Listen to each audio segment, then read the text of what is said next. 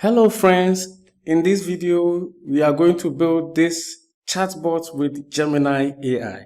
Let us just test it with a few prompts and see.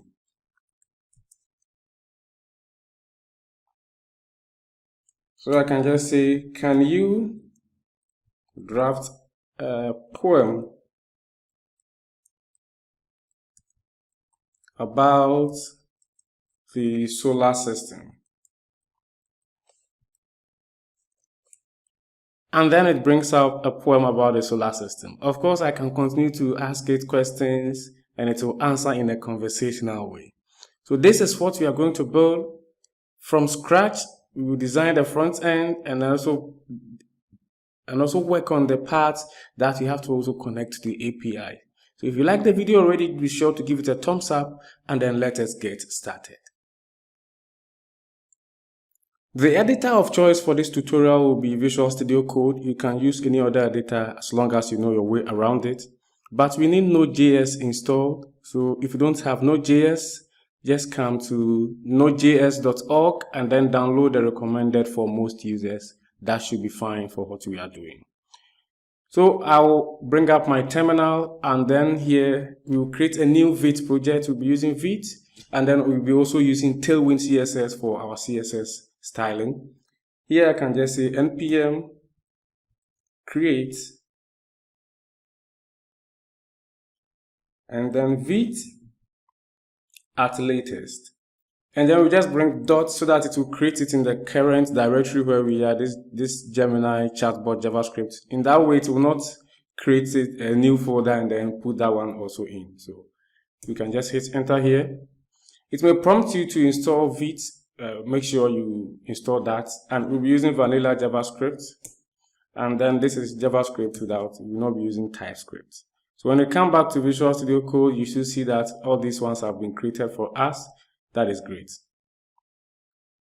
I think I can minimize this so that you see what is going on also. It says we should run npm install.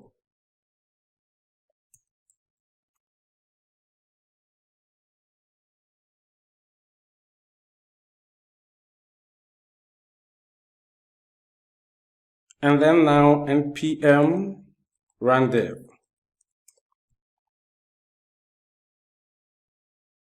We can control or command click on this to open it up in our browser. So when I come here, you see that it has opened it up.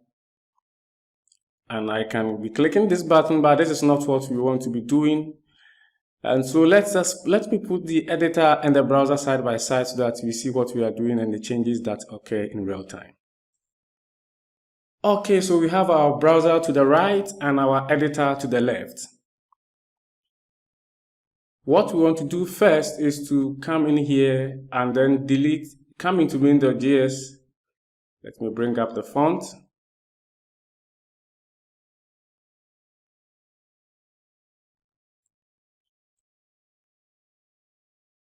And inside main.js, just select everything and then delete it. And come to counter, select counter and then the JavaScript SVG. And just delete those ones also. You see that now our page is blank. Now come into the index.html. This div, remove it. Just put an h1 that says hello world. And then we should see our hello world here right on the screen. We'll be using Tailwind CSS as I said, so come to tailwindcss.com. And then click on Get Started. We have some few commands to type, so I'll break out of the server for now, and then we'll bring in this Tailwind command also. So the first one is to install the Tailwind CSS. Let me just copy and paste it. And then afterwards, initialize it to create the Tailwind config.js file.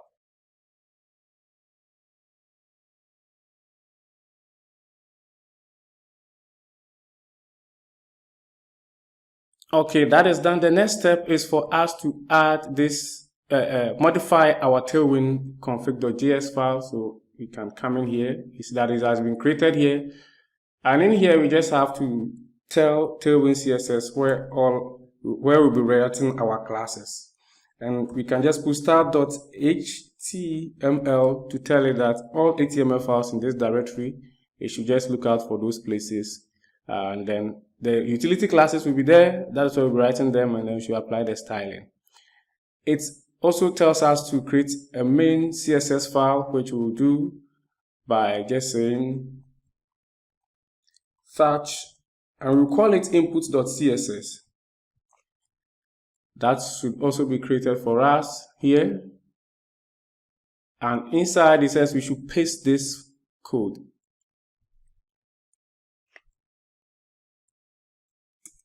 Okay, so make sure you save it afterward. And then we can now come in here and type this command. But that will be npx tailwind css, and then the input file flag, which is our input.css. The output file also would be the style.css, and then we will just tell it to watch for us. But before we just press enter, let's come into style.css and then delete the default one that came with Vite, so that we know that we are bringing in our new styles. Then now we can press enter. It's saying that it didn't find any utility classes, and that is completely fine. So let's come here now. I'll make use of the VS Code terminal to run the application. So I can just come to new, open a new terminal, and then go npm run dev. Back inside here, we can now apply some CSS styling just to test our Tailwind CSS. But be sure to import the CSS file here. So just go link and then choose this CSS. If you gave it a different name apart from style, make sure you change it here. And this place too, you can give it a new name, say Gemini Chatbot. Great. And so now let's type in some Tailwind classes to test it. So class, let's just say text 5XL, 5XL to make it large, and then font bold. Let's just see, and then we see that that's been applied. If you go ahead and just say text, maybe blue 600, and then that one too has been applied. So let us start with the building of our UI, and then we will add the rest later. This is not what we want to do, of course.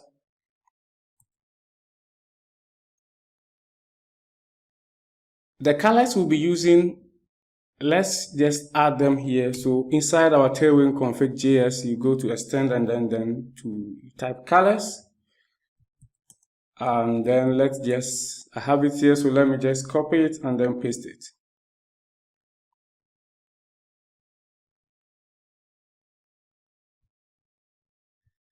These are the colors, so you see them very soon. In fact, if I come in here and say that this H1, let us bring it up again and say hello,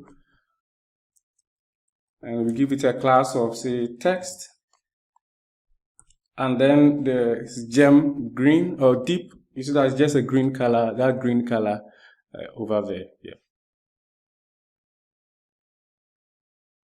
Okay, so let us start it. For our body, we will give it a class of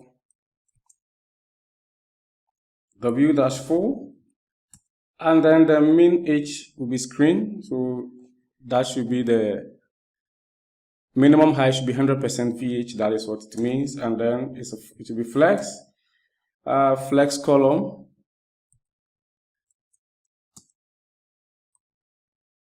for now, and then we will create our main tag inside our body tag, so main. For this main, we will give it a class of w-4, and then padding of, let's apply the padding rather to the body, so maybe padding of 3. And then this main, the background, we want to change the background color. So that one, the background will be Gemini Light, this one. So if we save it, you should see that, okay, there's no content in there, so it will not apply probably. But we want to make the minimum height, the height to be equal to the screen. And so we can just say min height screen and then save it. Now we see that our color applied here. But we don't want it to ever extend beyond the maximum, the viewport height, always, so that our prompt will be down here, the place we can type our prompt will be down here. So we will, instead of min h screen, we will modify this a bit and just say that it should calculate 100 VH, say minus 1 rem. And in that case, it will always try and then put it in that space. So it will not get to even the full height. It will never get to the full height. It will always be the full height minus 1 rem. So, and then to be safe, we can just apply the same styling to the maximum height also. So maximum height, not 0, but just have to calculate and then say 100 VH minus 1 rem, just as we did for the minimum height. Okay, so now you see that it's in and it doesn't go beyond. Inside our main, now we'll create our header. So the header,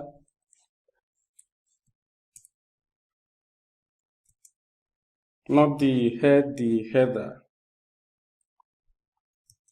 Inside our header, we will have an image, but we forgot to add the images at the start of the tutorial, so let's just add it up. So they are just 2 images. I'll paste them inside here. Inside the public, you can just bring those 2 images in. The link to the source code will be in the description, so you can get access to these images also. It's just the chatbot image and then the one for the user also. Great. Just put them in the public like I have done. And so the SRC, we can just say now that chatbot, the name is chatbot.jpg. JPG. So when we save it, that one should appear. Great. And then apart from the image, we will also have, let's give it an alternative of maybe chatbot image. And then after the image, we will also have the title. Let's just add it up in an H1 that says Gemini chatbot. Let us apply our styling. For the header, we will give it a class of p-2 to push the things, to pad the items inside, and then bg of gem regular, the one that we had over there. See that now everything is inside. And then we'll make it flex by default. In Tailwind CSS, flex is flex row, so we don't have to specify that it should be a flex row. See that the Gemini chatbot has gone to that side, but we'll decrease the size of the image just to make it nice. And then we can now come to the image and add some classes also. So the image will have a class of width of 10 and also height of 10. When we save it now, you see that now it comes in here nicely like that. And then we can also round the corners a bit. So rounded, let's choose rounded of LG, and then that should round it for us. But you can see that our text and our icon are sticking together. So what we can come here and do is to say justify, and let's choose between. No, we have applied it to the wrong place. This place we can just give a gap, a gap of say 5, that should do, and that really spaced it out for us. Okay, now let's style our text here also. This one will have a class of text, GEM deep, that one is the deeper green, and then the text should be large, and then the font should be of medium weight. So font medium. And that looks good to me. But you can see that the alignment is a bit off. So what we can do here is to just say items center, and that should bring the Gemini chatbot to the center for us. Great.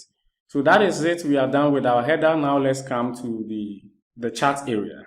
So I can see here chat area. We will need a div which should have a class of flex, flex1, and then we can set the overflow also. So overflow y auto. And then we can now have our, okay, this is not really the chat area. The chat area is now coming in, but maybe you can say chat box here or something like that. Now this is the chat area where the chats will be rendering. So now this is the chat area, which should also be a div, and we will now have our user chat as well as the AI chat. Okay. For the chat area itself, let's give it a class of padding of 2. It should be flex, but this one we have to specify that it should be a flex column. Other than that, it will be a flex of row, but we want the chat to be vertical from top to bottom. The gap of 4 in between the chats also will be nice. And then now we can come ahead. Let's give this one also an ID. The chat area should also have an ID of chat container. That is what we'll be using and calling in our main.js file. So chat container. For the user chat div, that one would have the user's icon or the picture, and then it will have the text that the user sent also. So that one we will now have to pass an image. The source will be user.jpg, and the alternative will be maybe user icon or something appropriate. And when we save it, now it comes in here very big, but don't worry, we'll style it very soon. And then the message also, which we can just say lorem. And I think this one is too much, so let me just bring it to this place. Okay, so now let's style this one also. For the user chat, it will be flex. And then for our image, also we'll have a class of width of 10, and then height also of 10. And then it comes in nice like that. Well, we can style this and give it some rounded, and the user can, let's say rounded -4. For this one, let's make it rounded -4 so that it will be circular. Okay, that is great. You can see that the alignment is not really what we are looking for. So we can just say items center just to make it nice. If you want it at the top, you can leave it that way and then give it some gap of say 2 or let's say 3. Okay, that is great. Let me bring it back to 2. Okay, now let's style this part of the text where the message actually is. So inside our p tag here, we will also give it a class of BG, and then this background BGM, the deep GM deep, our color. So you can see that that one is quickly applied, and then the text itself should be white.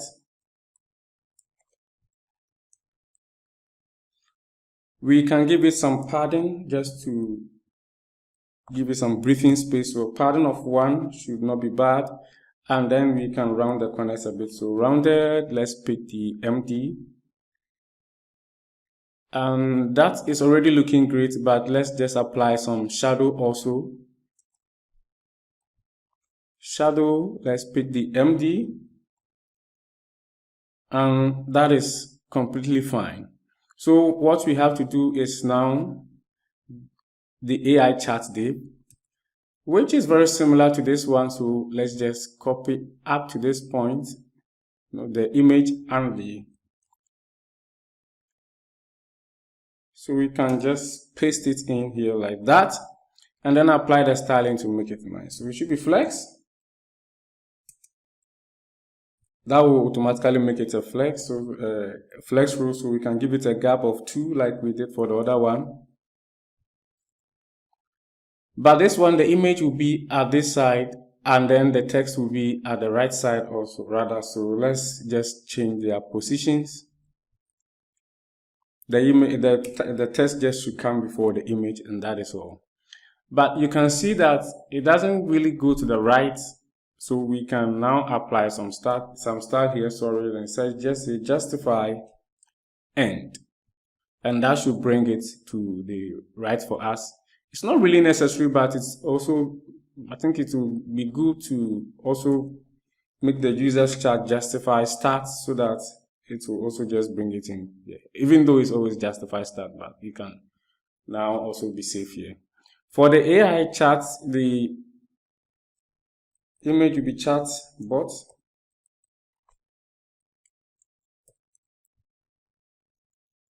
And then the background of the text will be different. That one will be GEM regular.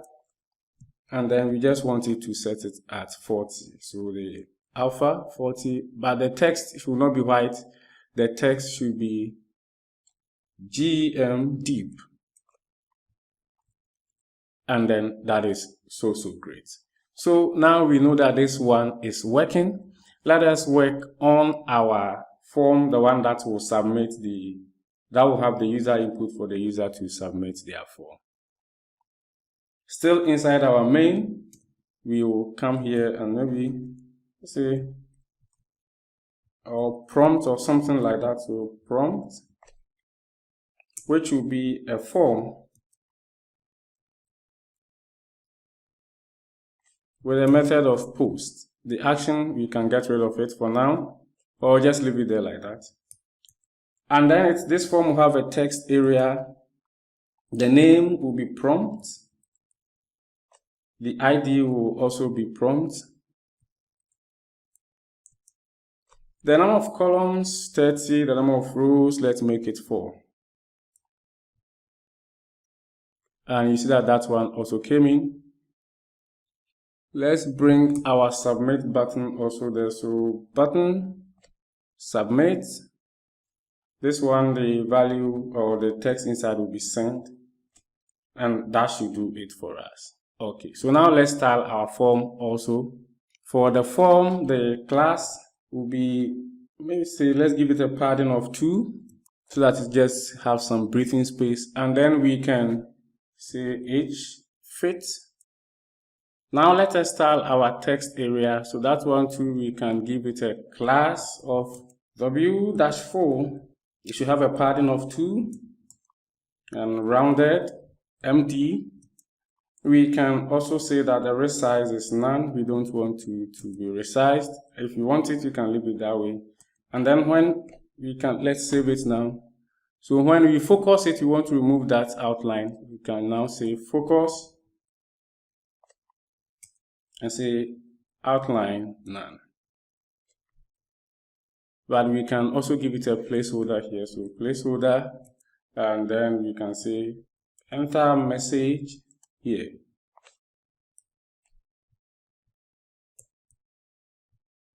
Great. So now when we click on it, the outline, you see it's gone.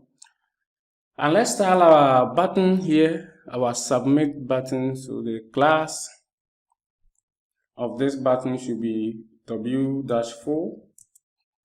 It should have a padding of 1. And then we can give it a background of GEM deep, the deep color. And let's give it some rounded corners. So rounded, that one we just type rounded. Okay, that should apply some round corners for us. And then let's make the text white so that it will be quite visible. Okay, but you can see that this is still at this place, and usually we want it to be at the button. So let's come to the top, and where our main is, let's give it a, have we already applied the flex class? No, we have not applied it, so it should be flex, and then flex column. And that should push it down here for us, nicely like that. And also, when this chart gets to this point, it will not overflow. It shouldn't, because of how we have styled it. So let's just test that one out. Let's just, where's the AI chart? Let's just duplicate this one for a number of times.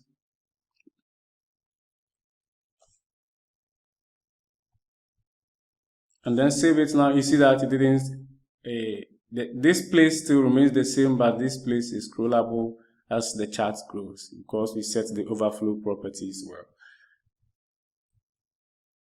So let me just undo what I just did a minute ago. So I'll have to delete 2 more.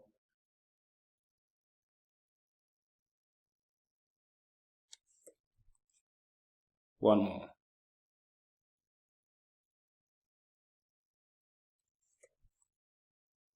Great. So now we have our front end ready. So we can focus on the other side. What we want to do is to come, let me close out of these ones, we don't need them. So come into main.js, and then we will need the, of course, the Gemini AI API. So let's just see how we get that one done. You just have to come to ai.google.dev and come into read API docs. Here, get started with the Gemini API. What we want to click on is the Node.js here. And then it will tell us how to set it up, telling us that the Node version that we have should be 18 plus. I think the version that we saw on the website is already like 20, so you should be good to go if you download that one. And we have to install this. Let's copy it, sorry. And then bring up our terminal.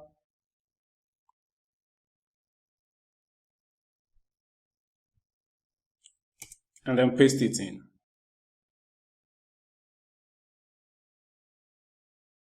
Great. And so a quick way we have to configure it, we can now say import, and then we can import Google Generative AI from Google Generative AI. We have to now initialize the model. So initialize the model.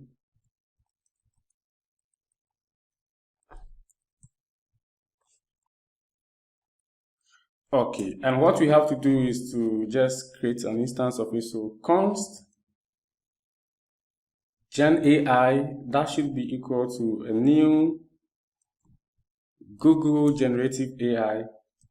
And then here we have to pass in our API key.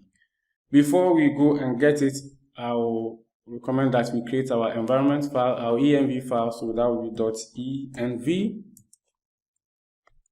Great. On that same website, we can now click on get an API key, and that should take us to the Google AI Studio that we can get our key from. So create an API key for new projects. You can just click on this one, and it will create an API key for you.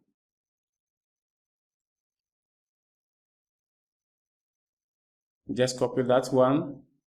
You need a Google account to access this place. If you don't have one, I think you can create one on the fly. That shouldn't be so difficult. And here we can now say fit underscore API key. That should be equal to the value that we just copied. This, try and get your own API key. It is completely free. You don't have to copy my key. And here we can just say, usually say process .env .fit underscore API underscore key. Okay. And what we want to do is to create our model. So const model, that should be equal to Gen AI dot generative model dot get generative model, and then in here we can now see that the model that we want to use is the Gemini Pro model.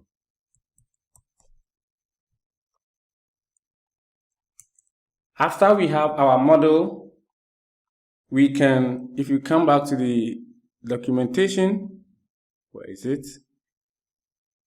After setting up this, we can now, for test only inputs, can just have this function to test it out. So let's just name our function get response. So that one can be function get response.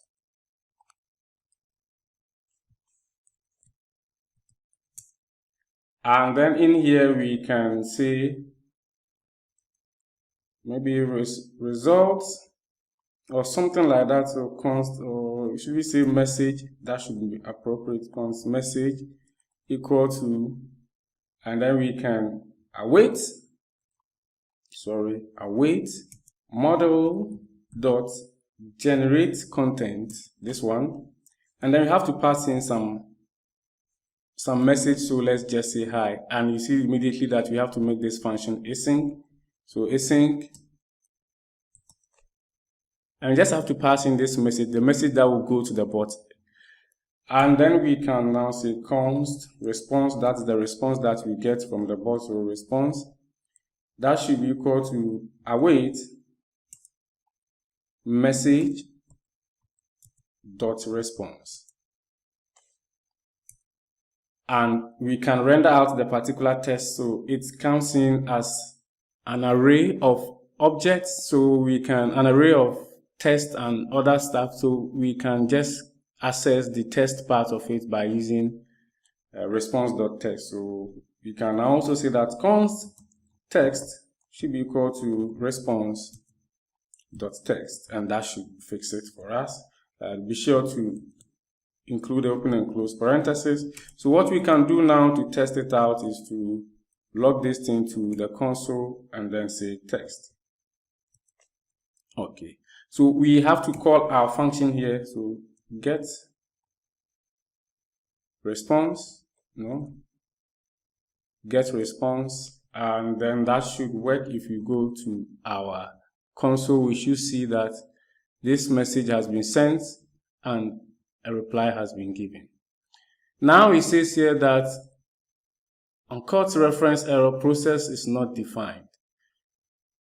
That has an issue to do with our env file. If you have that particular problem, especially when you connect your environment variable, let me show you a way around that one. You can bring backticks here, and then let's just inject this one in this way. Say import.meta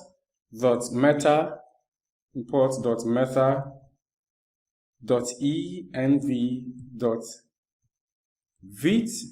and then now the name of the env, the particular key will come in. So vit API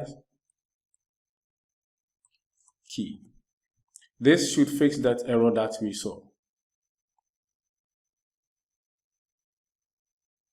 So when we come to the console, let me enlarge this one. When we come to the console, you see that now the response is in, hello there, how may I assist you? So the hi that we just sent to the bot has gotten a response that says, hello there, how may I assist you today? So now we know that that goes in, and it is great. Let's come back.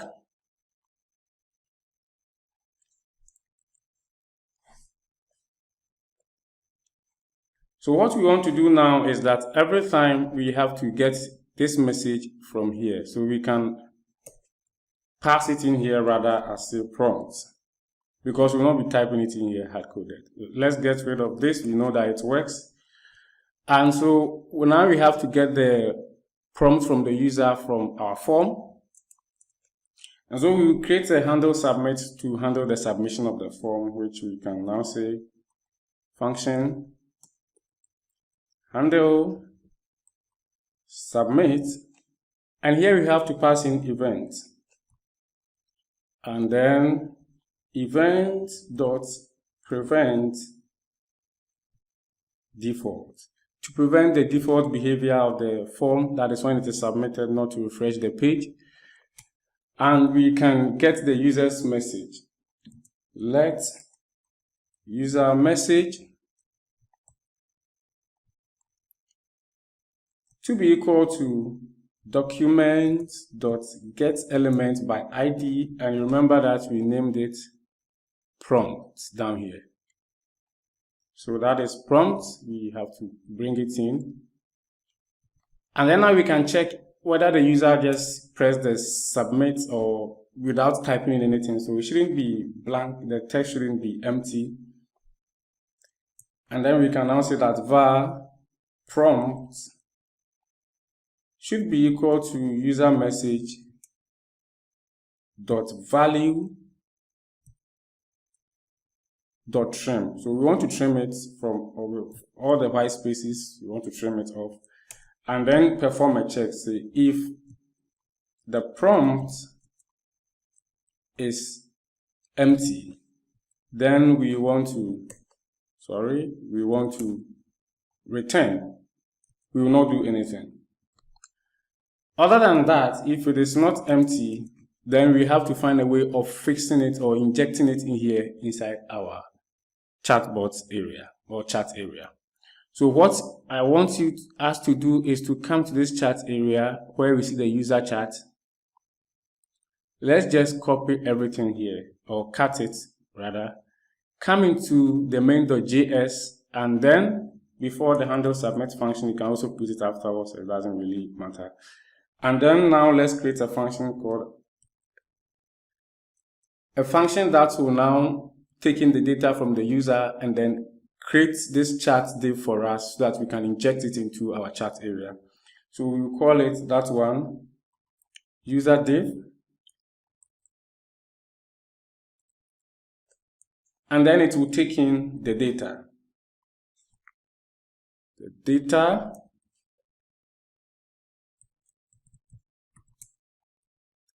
So here we just have to return, and then inside backticks or export const. Okay.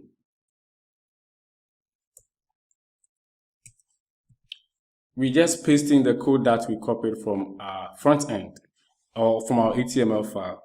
And then instead of this lorem here, we can now inject the particular data there. Okay, that is great. So you get to know it when we use it in code. You understand it very soon. And then another one for the AI, so export const, that will be AI div, and that also will be taken in, let me correct this one, the particular data that we are passing in, and then bring it up. And let's go ahead and bring this one to in.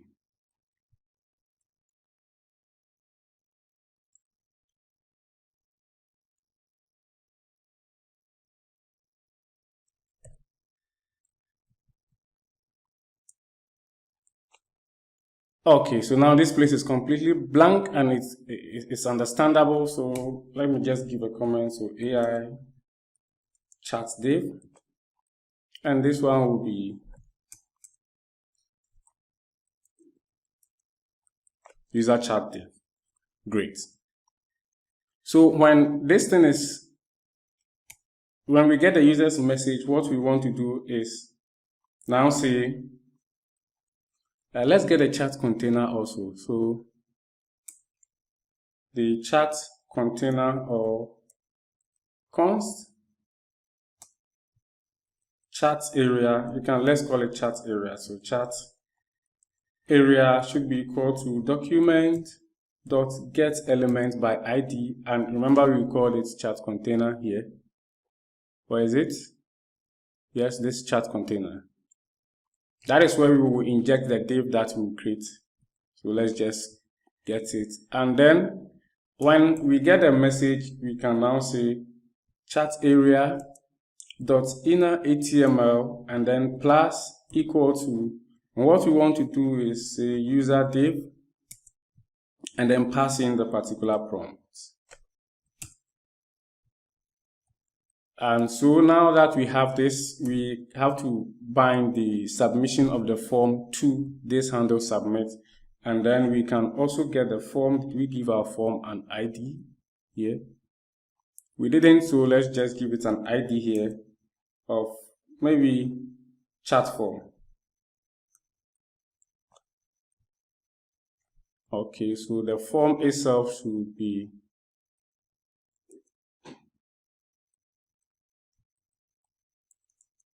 equal to document.getElement by ID and want to get the chat form. Great.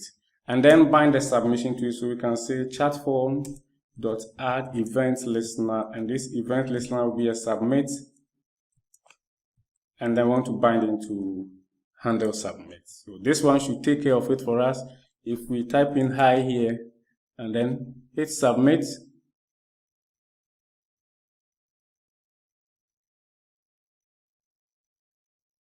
okay, it didn't work. Why didn't it work? Did we have an error at our console?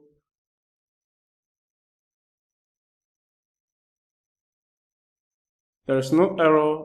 Why didn't it work? So, hi. It is something that we didn't do right.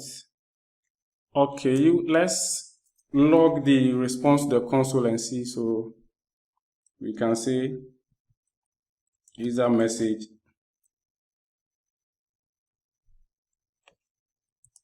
and here's a prompt.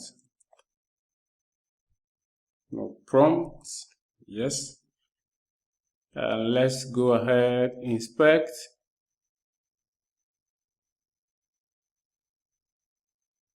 Come down here to our console and then let's just type in hi and click on submit, and it says uncaught error. So it's the trim that is not really working. Cannot read properties of now trim. Okay, so let's solve that particular issue. Where are we using the trim? This should be value. I'm very sorry about that. It's not area marked value. So here I can just say hi, click send, and I should see the hi rendered here. Fantastic. But you see that our content is still inside, and that is not great. So what we want to do is after we insert it, then we can say that user message dot value should be equal to an empty string like this. So I can now come and say hello, send, and then it will be gone, but it will show here. You see that I always have to press the send before I submit it, and that is not really great because you usually want to press enter to send it. So we can bind the enter key to this submission, also the handle submit also. So what we have to do is say form or chat form, sorry, dot add event listener, and this one will be a key app event listener. So key app, and then we can pass in the event and check if this event dot key code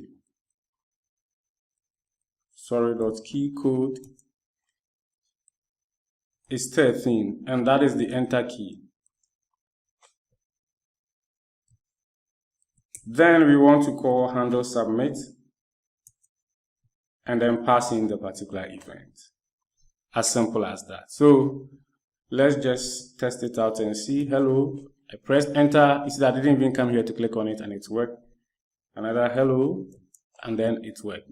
Great. So what we have to do now is to get this message to our function up here and then get the response from the AI and render it inside our chat area. So that one should also be in the handle submit function. After this, we can say const AI response or AI response.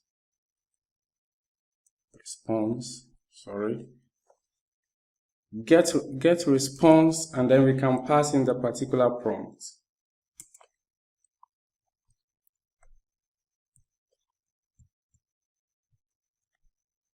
Okay, and then when we get the AI response, we now also want to render it using the AI div. That should be chat area dot inner HTML should be plus equal to AI div, and then we can pass in the AI response just like that. So let's test it out and see. Inspect,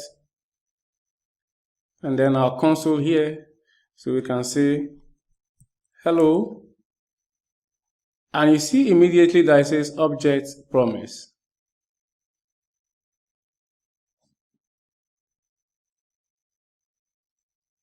Caught error. Where is this error coming from?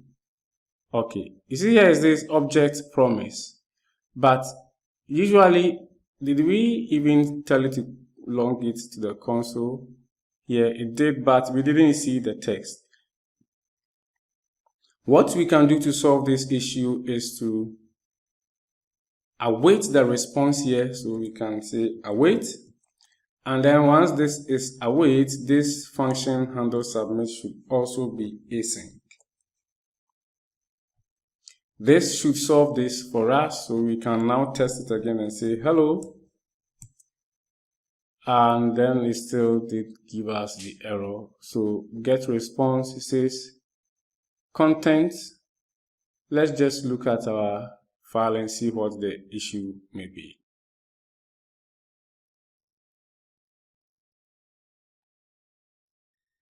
Oh, we forgot to pass in the prompt here.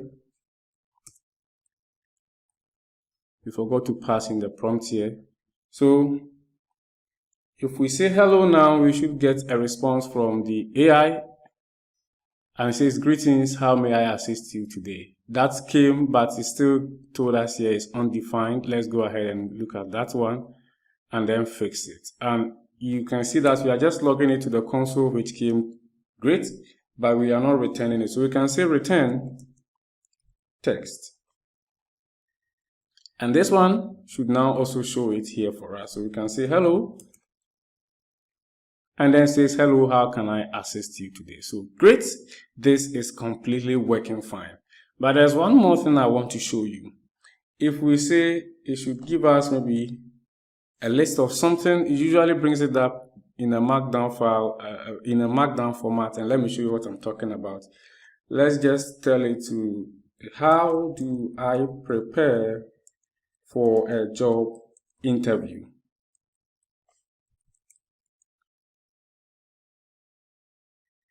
You see here that in the console, it brought it up nicely with line spacing, with the spacing, next line, the new line spacing, everything working and looking fine. But here, because we are rendering it as a paragraph, everything just comes in at once. And so we have to apply some formatting here to get it looking close to this as possible. And this one also makes it more readable.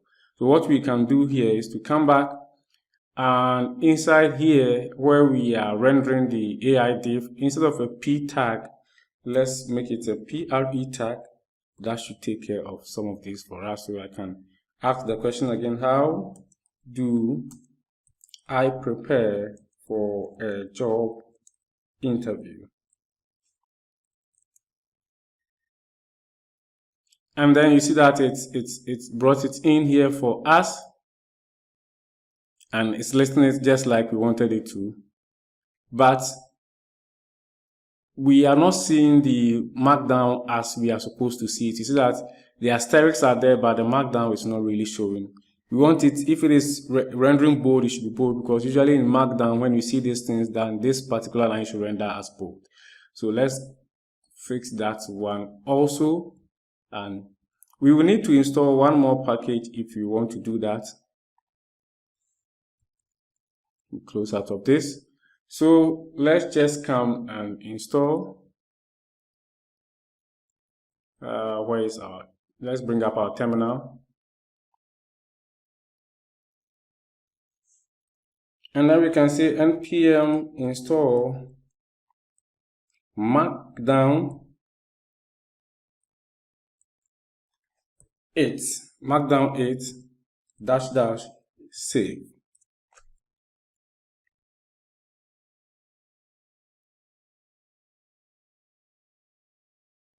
Okay, so that one is installed. We can import it here and use it. So up here we can come and say import md from markdown 8, just as that.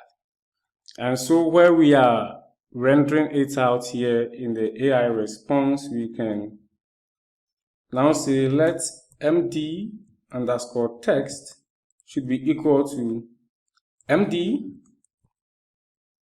dot render, and what we want to render is the particular AI response. So this one actually should come to the next line. So what we want to render in here is the AI response, and then what we want to render in here is the MD text. Great. So let us ask the question again. How do I prepare for a job interview? And now you see that instead of the previous one that was showing double asterisk, now what's supposed to be bold is bold. If we tell it to list all the 9 planets, also list all, the planet in the solar system,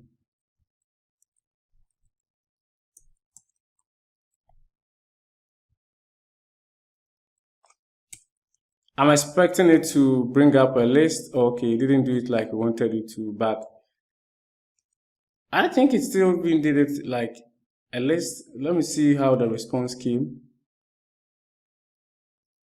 Okay, it should. I was expecting that probably to render it like an HTML list, but I think that is how it is still doing it. So in that case, we can also render the markdown as it's supposed to be. If there are places where it should be bold, it will be bold. If there are places where they should be underlined, it should be underlined. I think it can ask it for code. Let me see. Give me the Python code to get the current date and time.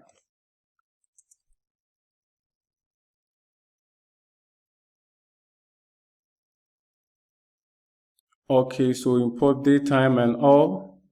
That is great. That is great. So that should be all. Is there anything that we have not done? I think that should be all for this. But I want to also show you some other cool trick that the documentation also suggests. Usually, if you want to start a chat like this, you don't have to give it the generate content. You have to use the chat model. Where is it? This place. So we have been using this generate content here, which is more like you ask it one question, it gives you an answer. But if you want to give it an actual chat, it is this start chat that we use. So let's just come back, and then this history will need it. So let's just copy this one for now. I will explain to you everything in Visual Studio Code, but let's use the start chat. So in here, we have to just change this one to start chat. Delete this prompt, and then let's paste the history. So we can just say let history to be equal to what we copied. Get rid of this one. And then inside the start chart, we can pass in the particular history. So we can just say that the history is the history we have at the top there. After we get this, we start the chat. Now we can send a message rather to the chat, so we can say the const result. That one should be equal to, it's also an await, and then we can say chat dot send message, this one, and this is where we pass in the prompt. Okay.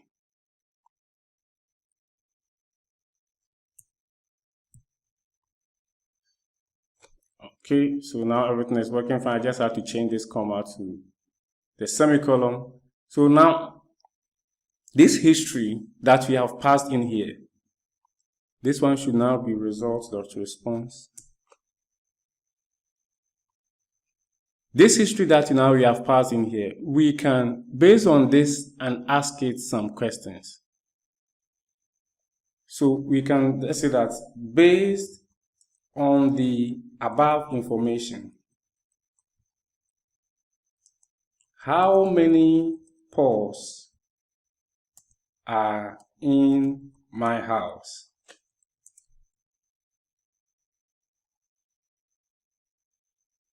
And this did give an answer, but I think it's overflowing for us. So let us come into our index.html. I think we can fix this in here.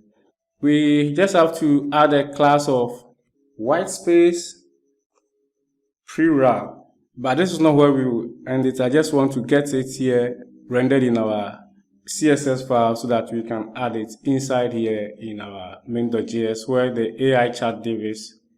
The p tag, this should be one of the classes for the p tag. Okay, so what was the question again?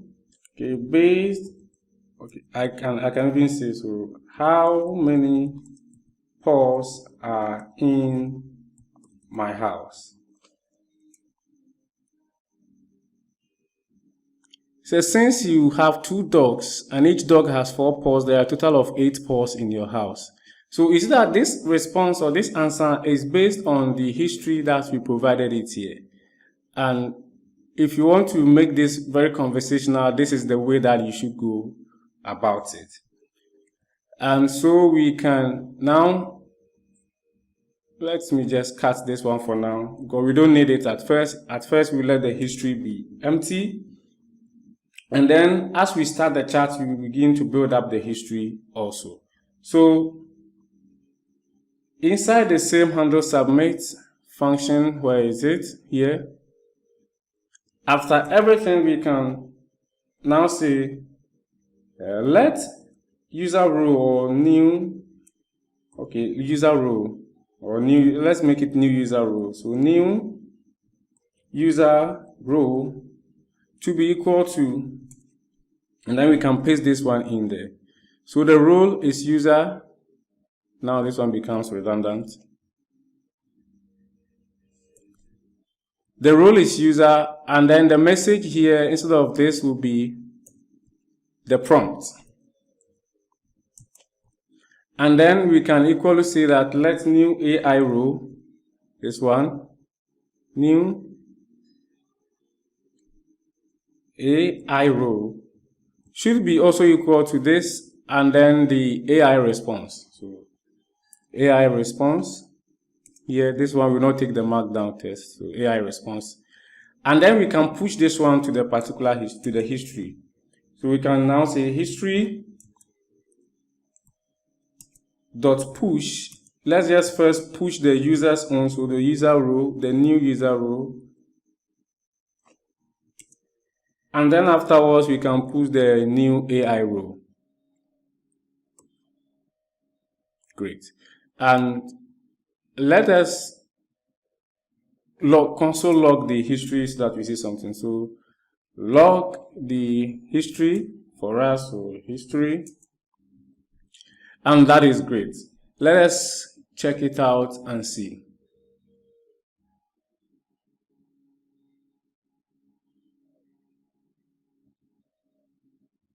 Our console, hi, says, hello, how can I assist you? And you see that it is being rendered in here. And so anytime we add another one, say, how are you?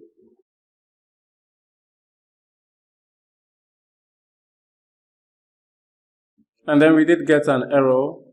Please ensure that multi-turn requests and alternate between user model.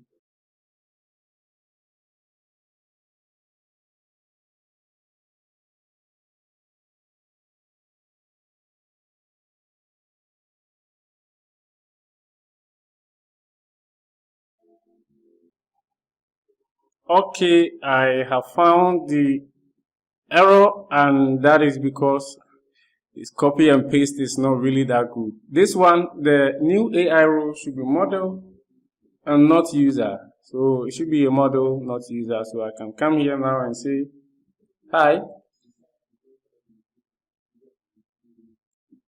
I am good. How are you too? And then this one now doesn't throw the error, and that is great. So that is it. This thing is still wrapping up in here. What is it? Why is it doing so?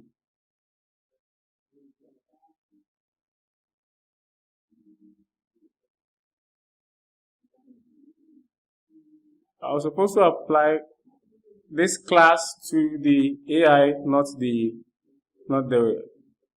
user's div. So let me just put it here, and that should solve the particular issue. So that is it. We have our fully functional chatbot, and I will go ahead and show you how to deploy it so that you can send it to your friends also. And for that, we'll be using Vercel. But before we do that, we have to now push this code to GitHub. And so you can now navigate to where your project is on your computer. We want to now add it to Git. So I will just reveal in Explorer here. And then here, I will be using the GitHub desktop. I already have it installed, so you can get that one to install. And what I want to do is to just drag and drop this folder inside, and then I can create the repository. So Gemini, Chatbot, JavaScript, that is it. So that it says I can create a repository here. Functional chatbots built with the Gemini AI. I really apologize for the background noise. And then you can initialize to the README, then create repository here. Or we should have created a git ignore file. Okay. There should be a git ignore file. Let's create it manually. Okay. Node has it for us. That is great. So what we can do now is, now that we have it here, we can publish this repository. So I can click publish repository. You can choose to keep it private or not, but this will be the source code, so I will not keep it private, and I'll hit publish repository.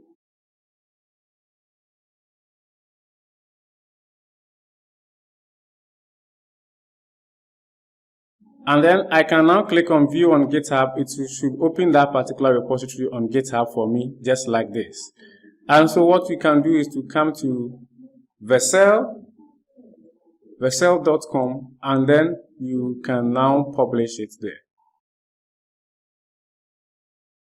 Here I can add new and then choose project, and then you should now see that, oh yes, this is the one I just pushed. So I can click on import here, and then here at the environment variables, we have the API key. So back to inside env, let's just copy this one like this, and then come back, paste this. We only need, and then it's automatically even added it for us, and that is great. So after this one, you can just click on deploy, because our env file will not be pushed to GitHub. Did we mistakenly push it? Was it part of our git ignore? Oh, it wasn't part, and that is, I really apologize for that. Usually you will not put your env file on GitHub. So let me just say .env,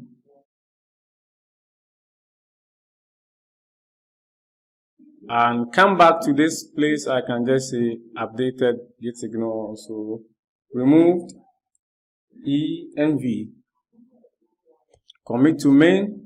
Usually you have to do that before your first commit. I really apologize for that. And so you can push it to origin.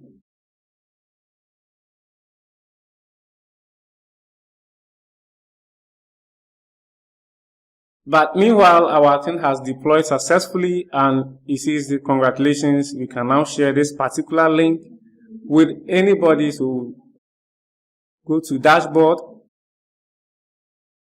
and this is the URL it gave us: Gemini Chatbot javascript.vercel.app. I can actually copy this link here,